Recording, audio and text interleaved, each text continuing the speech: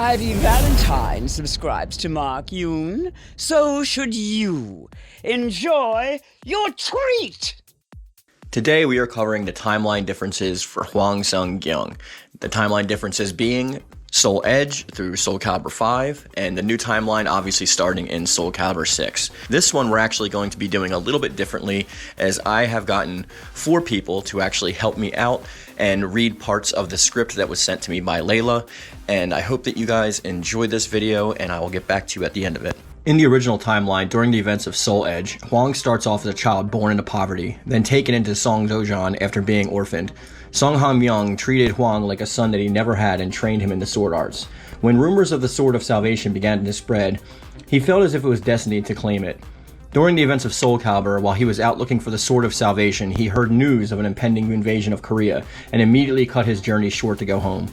Along the way, he found his master's daughter, Song Mina, after she had run away and brought her to her home.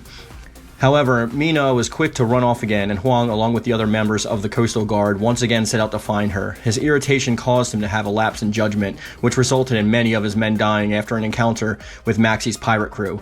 Because of this, he was discharged by the Admiral and given a new secret task to find and bring home the Sword of Salvation under the guise of trying to find Mina. During the events of Soul Calibur 3, Hwang learns that the Sword of Salvation is actually evil.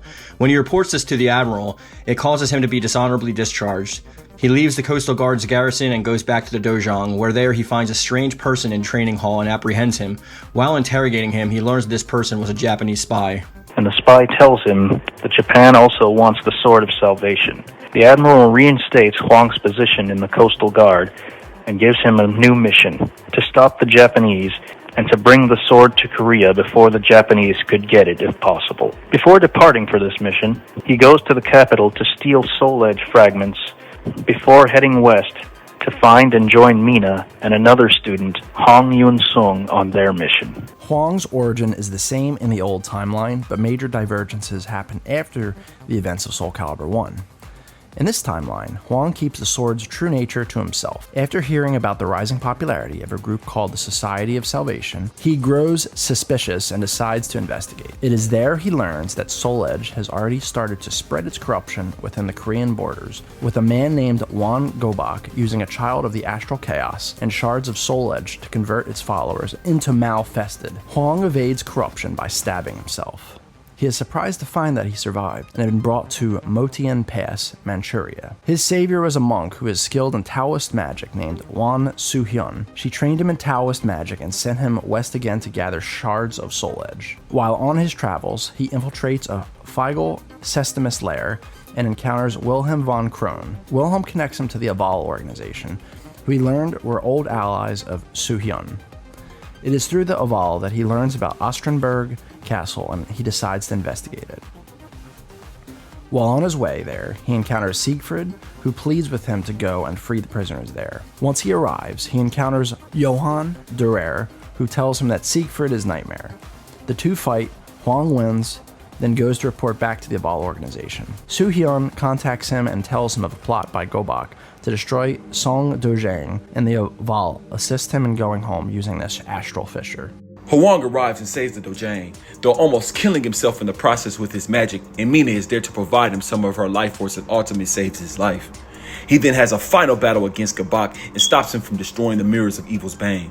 Gabak and Ak are forced to retreat, and Hwang earns the title of Secret Warrior Inspector and is set out again to stop an unnamed person who has set out to claim the Swords of Salvation. Layla's thoughts.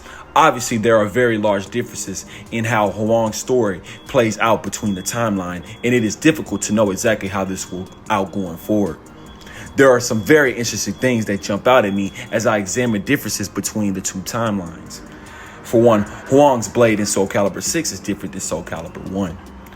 Each of the Korean fighters' blades have historically and had matching names, with Hwang having the Blue Thunder, Mina having Scarlet Thunder, and Yoon-sung having White Storm. Blue Thunder is now to be seen as Hwang's weapon list. His primary weapon now is Dark Thunder.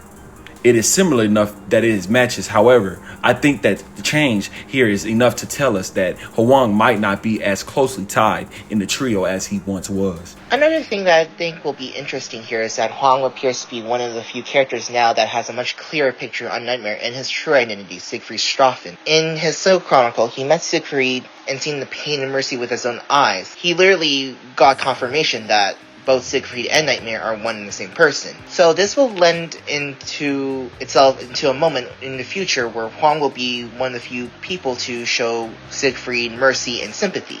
Or perhaps he'll vouch on behalf of Siegfried when the others want to persecute him. Someone like Taki, who is very adamant in stopping Soul Edge. Hwang is also one of the few allies of Volcrone and also the Laval organization, which could open up doors for future interactions for not just Hwang and Hilda, but perhaps even Seungmina and Yoon-Sung and the rest of Volcrone involved. We might even see Hwang and Gro team up in stopping Soul Edge. The gaps between the roster close up much more with Hwang's story and allow the roster to have a much more unified direction for the story going forward. Lastly, I think it's very important how Hwang's relationship with Mina is more front and center here, especially in Hwang's Soul Chronicle when he talks about his relationship with Seungmina. Before, it felt that Mina lacked agency. Whenever marriage is discussed for her, it was usually about how it was more imposed on her and how she wanted to escape it. This time, though, I don't think there is any question that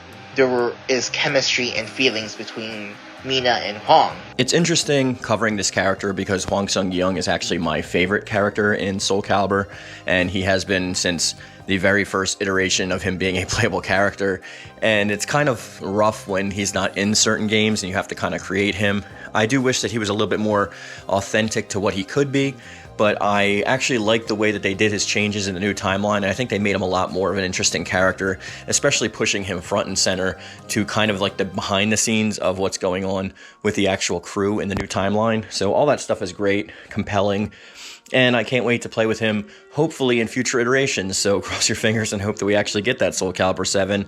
I'm still holding out hope, and my soul still burns. Yours probably does too, and that's going to be the video for today, guys.